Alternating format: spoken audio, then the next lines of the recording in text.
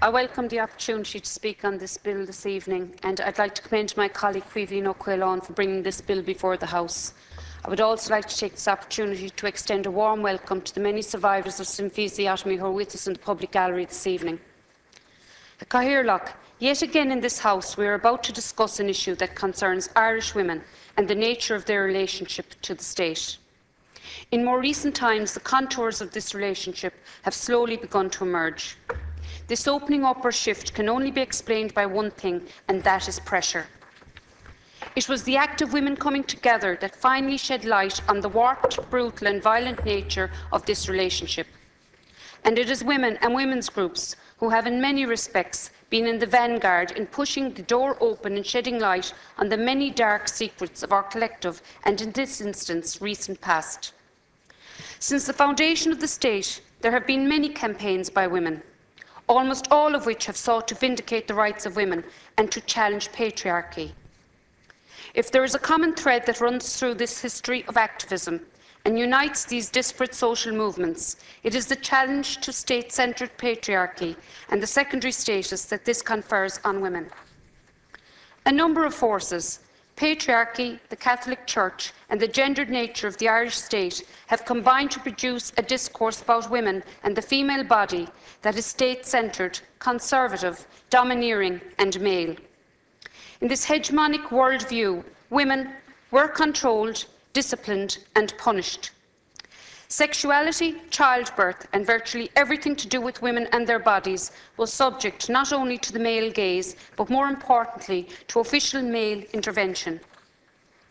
We should not be surprised then that in more recent times, when Irish women have challenged the state and institutionalised patriarchy, the female body is the pre-eminent site of struggle.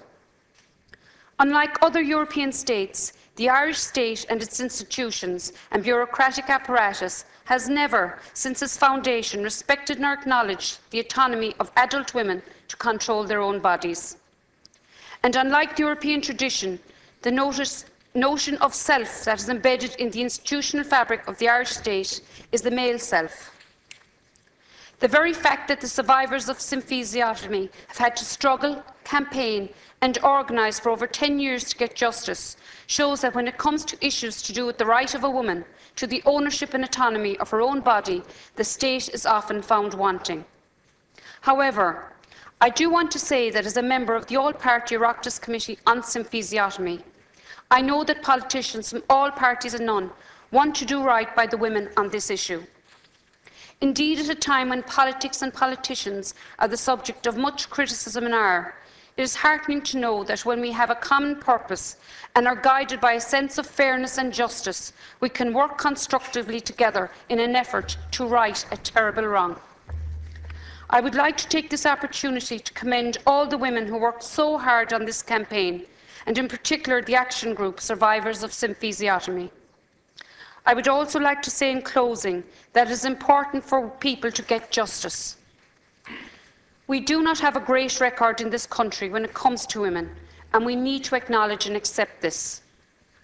While it would be far better if this procedure had never been performed and that the very notion of symphysiotomy was alien to us, it is nonetheless only fair to say that in some instances, and hopefully this is one of them, the political system can and does work in the interest of justice. It would be timely and most welcome for the Irish state to have the courage to offer reparations and to finally vindicate the rights of these particular Irish women. This would be a good day for the women of Ireland. Sean Crow.